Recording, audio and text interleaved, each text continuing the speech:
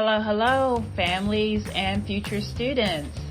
This is the ASL Kids Club class. I'd like to think of it as a club for the students to be able to learn and practice their American Sign Language skills. This particular class that I'm offering is for intermediate students who have some knowledge of American Sign Language. I would at least say have your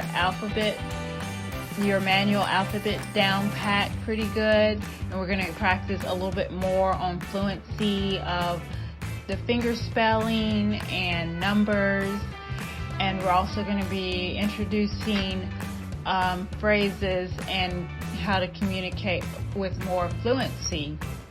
So this is a really awesome club to join, and we meet once a week, every week.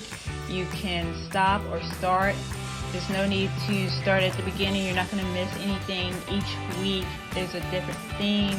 As long as you have that foundation of being able to finger spell and know your alphabet pretty fairly well, then we can go from there. So I look forward to having you guys in this class, and thank you very much.